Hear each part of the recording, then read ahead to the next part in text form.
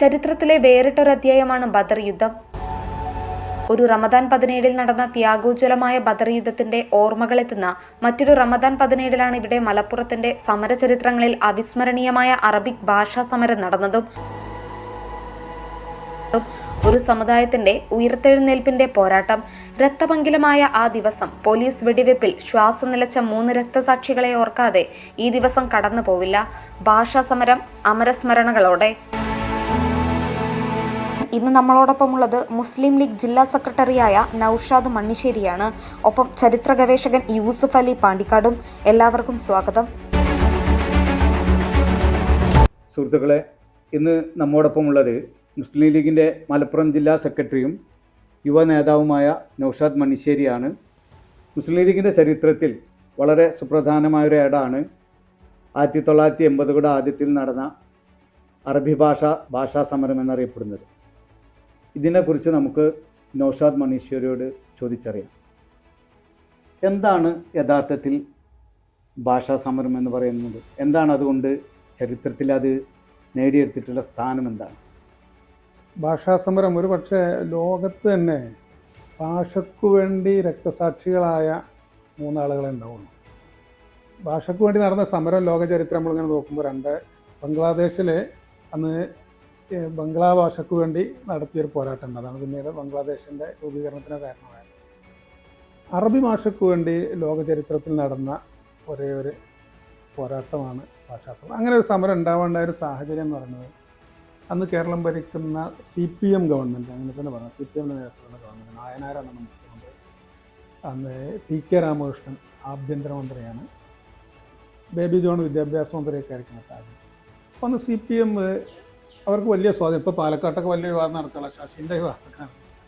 പാലക്കാട് അതുപോലെ തന്നെ കണ്ണൂരൊക്കെ CPMൻ്റെ വലിയ ശക്തി കേന്ദ്രങ്ങൾ, അതും മുസ്ലിം ഭൂരിപക്ഷ പ്രദേശങ്ങളുണ്ട്. അവിടെയൊക്കെ അവരുടെ ആ സംഘടനാപരമായ ഒരു ശക്തി ക്ഷയിക്കുന്നതായിട്ട് അവർക്ക് തോന്നുന്നുണ്ട്.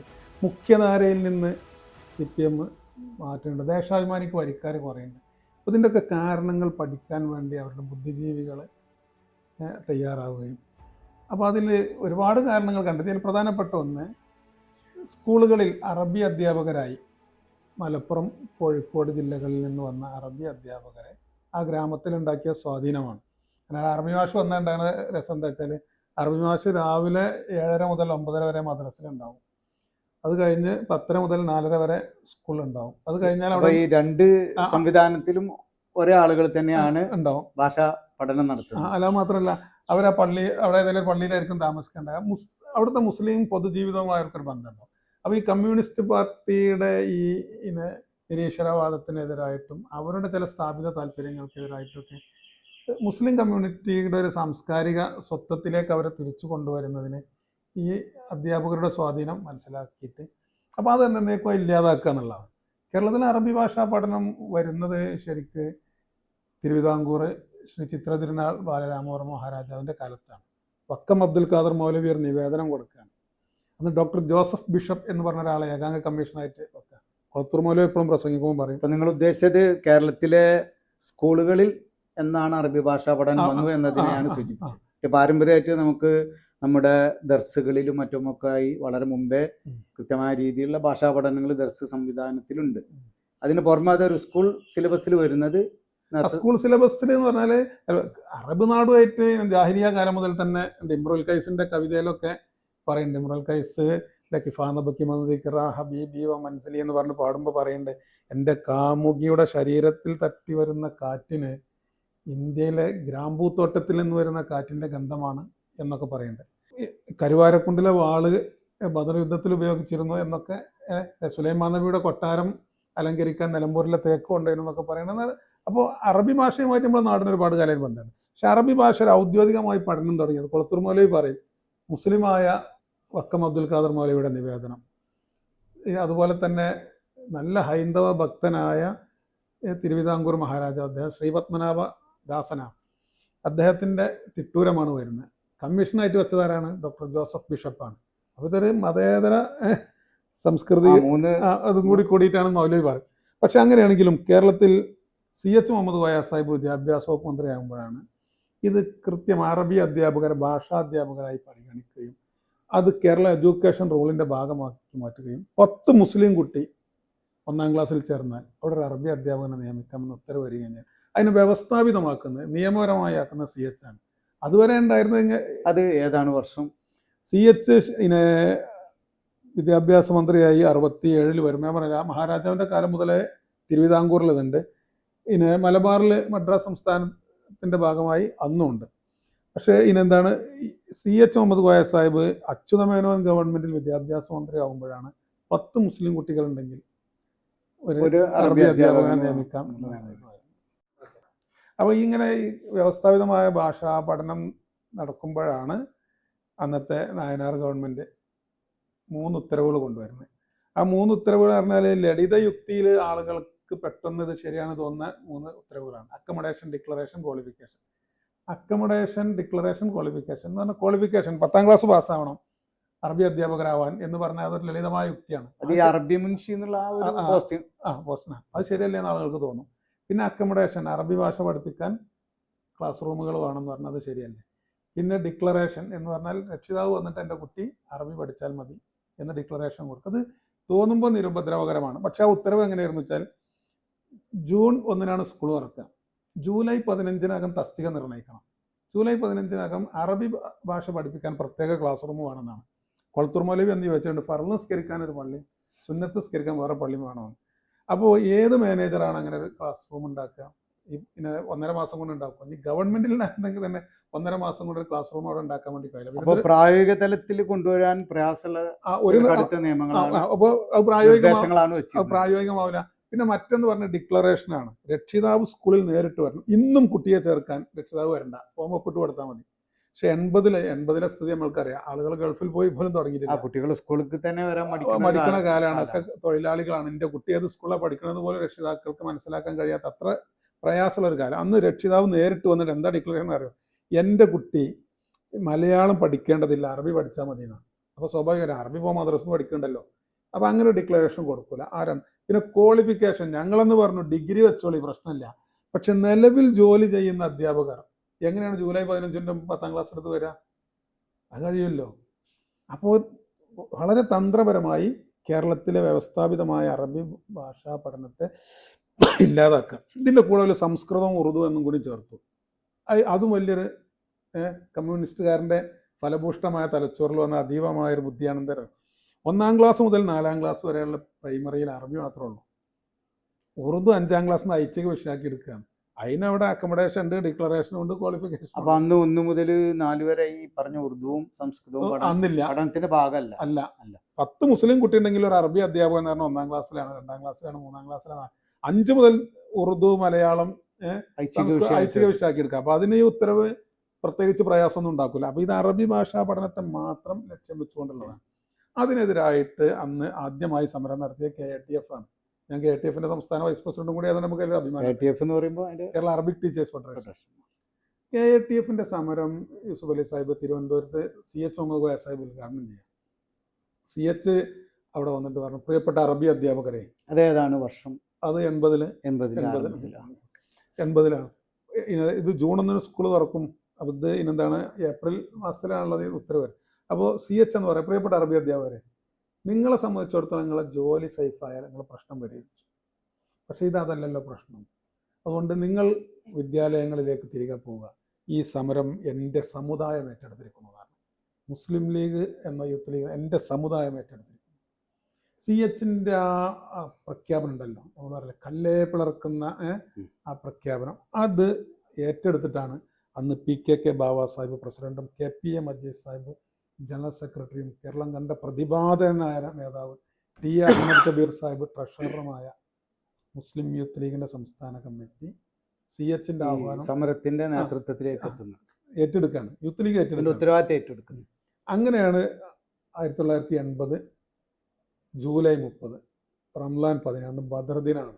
ലോകത്ത് അധർമ്മത്തിന്റെ അസുരവിത്തിനെതിരെ, അബുജഹലിന്റെ അധർമ്മ സംഘത്തിനെതിരെ അള്ളാഹു റസൂൽ ലാ ഇലാഹ ഇല്ലല്ലാഹ് എന്ന കലിമത്ത് തൗഹീദ് ഉയർത്തിപ്പിടിച്ച് സമരം നടത്തിയ ബദർ എന്ന് പറഞ്ഞാൽ അത് നമുക്ക് ഒരു സമരമോ യുദ്ധമല്ല, അത് നമ്മുടെ ആത്മാവിലുള്ള അല്ലെ എന്തായാലും പറയാ, നമ്മുടെ ഇസ്ലാമിക ചരിത്രത്തിലെ ഏറ്റവും മനുഷ്യേദ്യമായ തിളങ്ങുന്നൊരു അധ്യായം.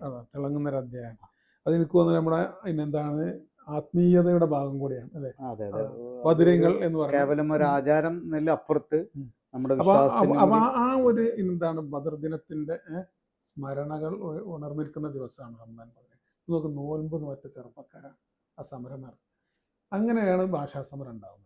ഈ ഭാഷാ സമരത്തിന്റെ ഏറ്റവും വലിയൊരു പ്രത്യേകത എന്ന് പറഞ്ഞാൽ അത് എൻ്റെ ഇപ്പൊ നമ്മൾ യൂത്ത് ലീഗിന്റെ കാര്യം പറഞ്ഞു. അപ്പൊ അന്ന് മുസ്ലിം സ്റ്റുഡന്റ് ഫെഡറേഷൻ MSFന്റെ റോൾ എന്തായിരുന്നു?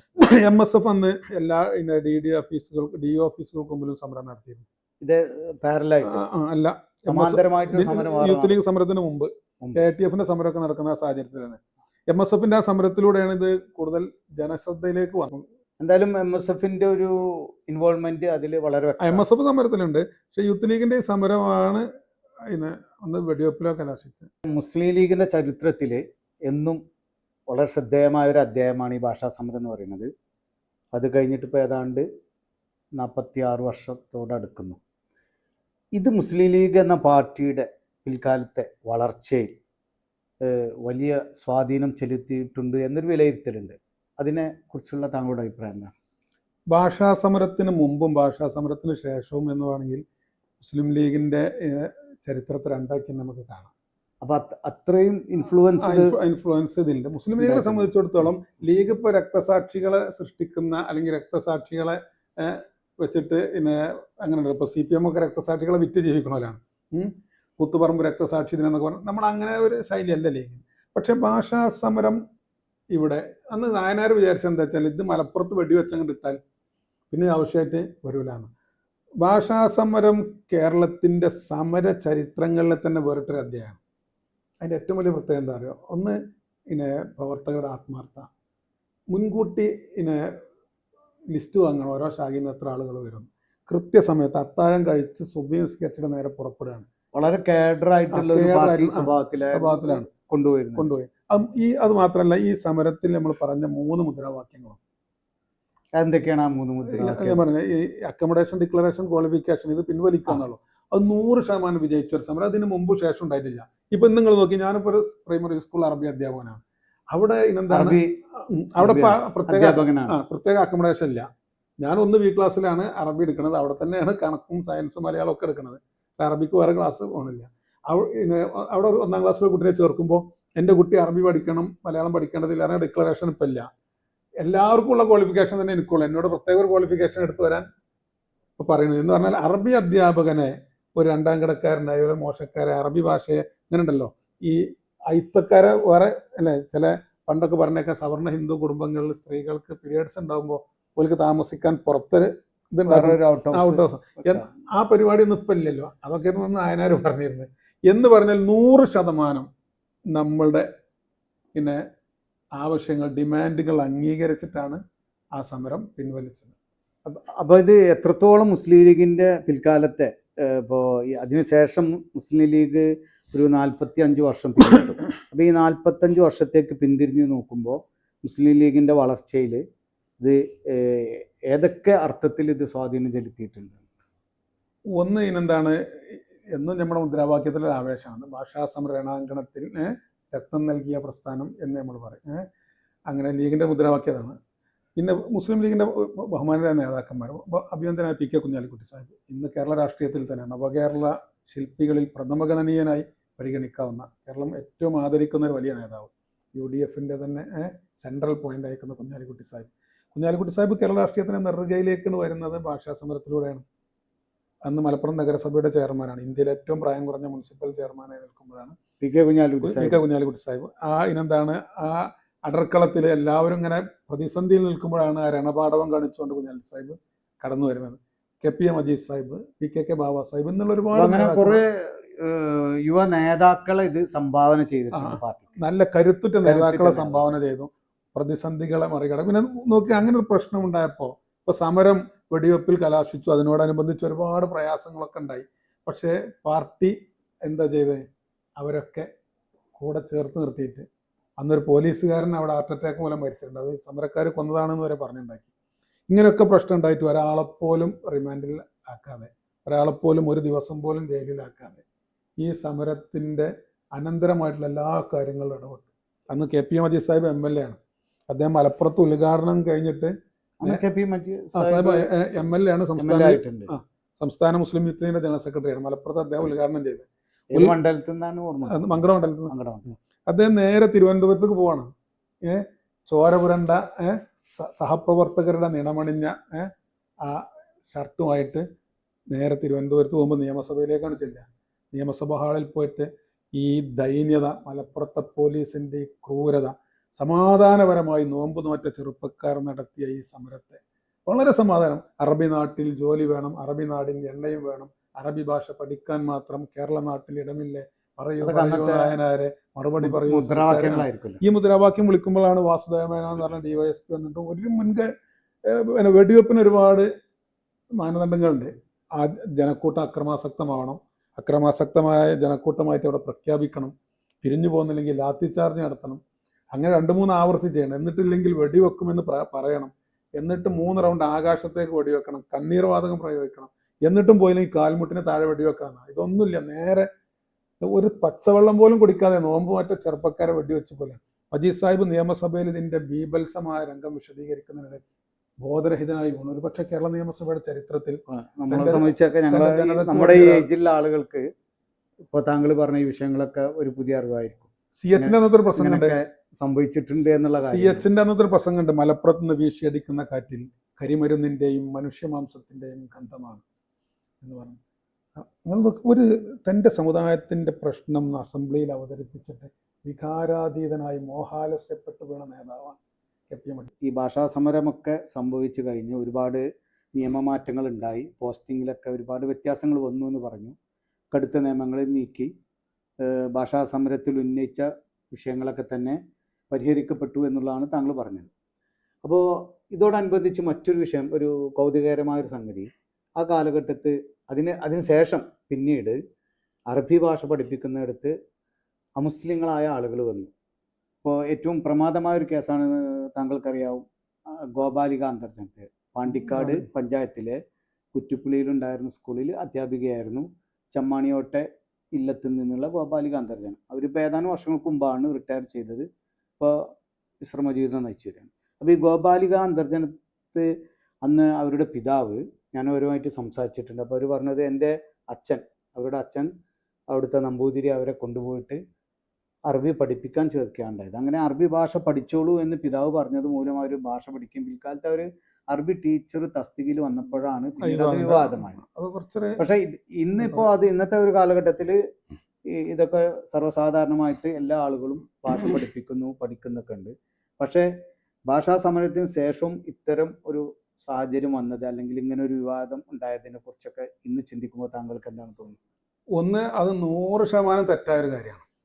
ഗോപാലിക അന്തർജനം അറബി പഠിപ്പിച്ചതിന് ആരും എതിർത്തിട്ടില്ല, അവരാരും അതിനെതിരെ ഒരു വിമർശനം ഉണ്ടായിട്ടില്ല. ഗോപാലിക അന്തർജനം അറബി എന്ന് പറഞ്ഞാൽ ഭാഷക്ക് ജാതി മതമൊന്നുമില്ലല്ലോ.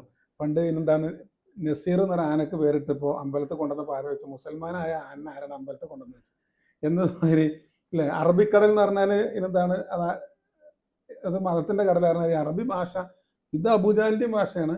ഇപ്പോൾ ഐക്യരാഷ്ട്രസഭയുടെ സെക്രട്ടറി ജനറൽ ഡോക്ടർ ബുത്രോസ് ഗാലി, അദ്ദേഹം ക്രിസ്ത്യാനിയാണ്, അദ്ദേഹം അറബിയിലാണ് സത്യപ്രതിജ്ഞ ചെയ്തത്. ഐനോ അറബി it is my mother tongue എന്ന് അദ്ദേഹം. അപ്പോൾ ഗോപാലിക അന്തർജനം അറബി ഭാഷ പഠിപ്പിച്ചതിന് ആരും എതിർത്തില്ല. അത് അന്ന് മാതൃഭൂമി അടക്കമുള്ള അന്നത്തെ ചില പത്രങ്ങൾ ഉണ്ടാക്കിയൊരു വിവാദമാണ്. അതിൻ്റെ യഥാർത്ഥ കാര്യം എന്താ കുറച്ച് വിശദമായിട്ട് പറയേണ്ടതുണ്ട്. ഇപ്പോൾ ഞാൻ KTF-ലാണ്. ഞങ്ങൾ KTF-ൽ എനിക്ക് തോന്നുന്നു 100-ലേറെ മുസ്ലിങ്ങളായ ക്രിസ്ത്യാനികളും കേരള അറബിക് ടീച്ചേഴ്സ് ഫെഡറേഷനിൽ ഒരുപാട് മുസ്ലിങ്ങളല്ലാത്ത അധ്യാപകർ ഉണ്ട്. ഞങ്ങൾ മെമ്പർമാരുണ്ട്, ഞങ്ങൾ ഭാരവാഹികൾ തന്നെയുണ്ട് സംസ്ഥാനം. അപ്പോൾ ഗോപാലിക അന്തർജനം അറബി പഠിപ്പിച്ചതിനല്ല എതിർത്ത്. അന്ന് പിന്നെന്താണ് മാതൃഭൂമിയൊക്കെ എഴുതും, പിന്നെ പാണ്ടിക്കാട് എന്താ കുറ്റിപ്പുളി പിന്നെ aided Mappila LP school manager എന്ന് പറഞ്ഞിട്ട്, ആ മാനേജർ ആരാ അറിയാം? അമ്മുക്കുട്ടി അമ്മ എന്ന നങ്ങയാണ്. അത് ഒരു എന്താണ് അവരെ കമ്മ്യൂണിറ്റിപ്പെട്ട ഒരാൾ തന്നെയാണ്. അവിടുത്തെ പ്രശ്നം, ഞാനിപ്പോൾ അധ്യാപകനാണ്, അവിടെ ഒരു അബ്ദുൾ റസാഖ് എന്ന് പറഞ്ഞ അറബി മാഷ് ഉണ്ടായിരുന്നു. ഈ അബ്ദുൾ റസാഖ് മാഷ് വിദേശത്ത് പോയി, ഗൾഫിൽ പോയി. അദ്ദേഹം ഗൾഫിൽ പോയപ്പോൾ അദ്ദേഹത്തിൻ്റെ ലീവ് വേക്കൻസിയിൽ മയമൂന എന്ന് പറഞ്ഞ ടീച്ചർ അബ്ദുസലാം, ചില പേരിൽ മാറ്റം ഉണ്ടാവും, ഇത്രയും വർഷമായില്ലേ. എന്തായാലും അതിന് സലാം മാഷ് ആയിക്കോട്ടെ, അബ്ദുൾ റസാഖ് അബ്ദുസലാം അദ്ദേഹം ഗൾഫിൽ പോയി. ഗൾഫിൽ പോയപ്പോൾ അവരുടെ ലീവില് എനിക്കത് കൃത്യമായിട്ട് അറിയില്ല, പക്ഷെ ആ. ഞാൻ അല്ല, പേരിൽ തർക്കിക്കണ്ട. ആ, പേരിൽ അല്ലല്ല, നമ്മൾ ഈ വിഷയത്തിന്റെ മർമ്മത്തിലേക്കാണ്. ആളുകൾ വിവാദം നോക്കുക, വിഷയം നോക്കൂല. ഈ അബ്ദുസലാം ഗൾഫിൽ പോയപ്പോൾ ആ ലീവ് വേക്കൻസിയിൽ ഒരു മൈമൂന ടീച്ചർ വർക്ക് ചെയ്തു. പേരിൽ മാറ്റുണ്ടെങ്കിൽ പിന്നെ അന്നത്തെ KER പ്രകാരം 51A Kerala education rule 51A പ്രകാരം ഒരു ലീവ് വേക്കൻസിയിൽ 61 ദിവസം ഒരാൾ ജോലി ചെയ്താൽ അയാൾക്ക് ആ പോസ്റ്റ് ക്ലെയിമാണ്. എന്ന് പറഞ്ഞാൽ പിന്നീട് അവിടെ ഒരു ഒഴിവ് വരുമ്പോൾ ആർക്ക് കൊടുക്കണം? അവർക്ക് കൊടുക്കണം. മാനേജർ മറ്റൊരാളെ നിയമിച്ചാൽ അപ്രൂവൽ കിട്ടൂല, സർക്കാർ ശമ്പളം കൊടുക്കൂല. അങ്ങനെ പിന്നെ സലാം മാഷ് തിരിച്ചു വന്നു. അദ്ദേഹം ജോലിയിൽ കയറി. മൈമൂന ടീച്ചർ 3 മാസം വർക്ക് ചെയ്തു. അപ്പോൾ അവർക്ക് 90 ദിവസം ഉണ്ട്, 61 ദിവസം മതി. അങ്ങനെ പിന്നെ സലാം മാഷ് റിട്ടയർഡ് ആയപ്പോൾ അവിടെ ഈ മൈമൂന ടീച്ചറെ നിയമനം കൊടുത്തില്ല. അതിന് പകരം മാനേജർ മറ്റൊരു ടീച്ചർക്കാണ് കൊടുത്തത്, ഒരു ഖദീജ എന്ന് പറഞ്ഞ ടീച്ചർ. ഖദീജ എന്ന് പറഞ്ഞ ടീച്ചർ അവിടെ വന്നപ്പോൾ അന്ന് അറബിക് KATF എതിർത്തു. ആളുകൾ എന്തുകൊണ്ടാണ്? അത് മൈമൂനയുടെ ക്ലെയിമാണ്, നിങ്ങളവിടെ ഖദീജക്ക് കൊടുക്കുന്നത് ശരിയല്ല, അത് നമ്മൾ ഒരു നിലക്കും അനുവദിക്കൂല എന്ന് പറഞ്ഞു. അങ്ങനെ പ്രശ്നമുണ്ട്. പക്ഷെ അന്നാരും വിവാദമാക്കിയില്ല. ഖദീജ അറബി പഠിപ്പിക്കുന്നതിന് എതിർക്കുന്നു എന്ന് പറഞ്ഞില്ല. ഖദീജ അറബി പഠിപ്പിക്കുന്നതിനല്ല എതിർത്ത്, മൈമൂനക്ക് ക്ലെയിം ഉണ്ട്, അത് അവരുടെ മനുഷ്യാവകാശമാണ്, നിയമപരമായ റൈറ്റാണ്. അപ്രൂവൽ കിട്ടൂല. അപ്രൂവൽ കിട്ടിയില്ല, അവർ DO ഒന്ന് മടക്കി. അപ്പോഴും മാനേജർക്ക് വാശിയായി. പിന്നെ കുറച്ച് കഴിഞ്ഞപ്പോൾ അവിടെ വന്നത് ഒരു ഇസ്മായിൽ എന്ന് പറഞ്ഞ അധ്യാപകനാണ്. ഇസ്മായിൽ എന്ന് പറഞ്ഞ അധ്യാപകൻ, അദ്ദേഹത്തിന് കുറച്ച് രാഷ്ട്രീയ സ്വാധീനമൊക്കെ ഉണ്ട്. ഞാൻ എന്ത് ചെയ്യാം, അപ്രൂവൽ വാങ്ങിക്കൊള്ളാം എന്ന് പറഞ്ഞു, നിയമിച്ചു. ഇസ്മായിലിനെ നമ്മൾ എതിർത്തു. എന്തുകൊണ്ടാണ്? ഇത് മൈമൂന ടീച്ചറുടെ പോസ്റ്റാണ്, ക്ലെയിമാണ്. ഇസ്മായിൽ അറബി പഠിപ്പിക്കുന്ന, ഇസ്മായിൽ നബിന്റെ പേരല്ലേ, മുസ്ലിം അല്ലേ, ഇസ്മായിൽ അറബി പഠിപ്പിക്കുന്നതിന് എതിർത്തല്ല. അങ്ങനെ നിൽക്കുമ്പോഴാണ് ഇവരുടെ തന്നെ ബന്ധുവായ Pandikkad Puliyankode Kuttippuli aided Mappila school manager Ammakutty Amma എന്ന എന്ന് പറയില്ല, മാനേജർ എന്ന് പറയുള്ളൂ. അപ്പോൾ ഏതോ ആചാരാന്ന് വിചാരിക്കുക, മലപ്പുറം ഹാജി മഹാനായ ജോജിയാണെന്ന് വിചാരിക്കുക. പക്ഷേ ഇവർ അവരുടെ സമുദായത്തിൽപ്പെട്ട തന്നെ ഈ ഗോപാലിക അന്തർജനത്തിനെ വെച്ചു. അന്ന് എല്ലാവരും പറഞ്ഞു, ഞങ്ങൾ സംഘടനാപരമായിട്ടും പിന്നെ നാട്ടുകാരും, ഇത് മൈമൂന ടീച്ചറുടെ റൈറ്റാണ്. പിന്നെ ഗവൺമെന്റിലും എന്ത് ചെയ്യൂല, അപ്രൂവൽ കിട്ടൂല, നിയമപരമായ അപ്രൂവൽ കിട്ടൂല, ധാർമ്മികമായും നിയമപരമായും തെറ്റാണെന്ന് പറഞ്ഞു. പക്ഷെ അവരെന്ത് ചെയ്തു അറിയാം, ഇത് വിവാദമാക്കി.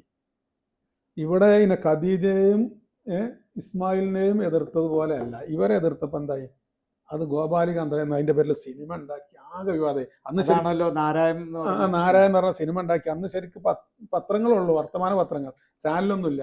അല്ല, സിനിമ വരുന്ന കുറെ വർഷങ്ങൾക്ക് ഇപ്പുറമാണ്. അപ്പൊ ആ ആളുകൾ എന്താ വെച്ചാൽ, ഈ പ്രത്യേകിച്ച് മാപ്പിള സമുദായത്ത് നമുക്കൊരാളോട് ദേഷ്യം ഉണ്ടെങ്കിൽ, ഇപ്പം എന്നോട് നിങ്ങൾക്ക് ദേഷ്യം ഉണ്ടെങ്കിൽ എനിക്ക് ഇതൊരു അപനിർമ്മിതി അളങ്ങൾ നടത്തുക, നേരെ ഒരു മുസ്ലിം വിരോധം ഉണ്ടല്ലോ, അപ്പം അങ്ങനെ അപനിർമ്മിതി ഉണ്ടാക്കി. യഥാർത്ഥത്തിൽ ഇതാണ് വിഷയം.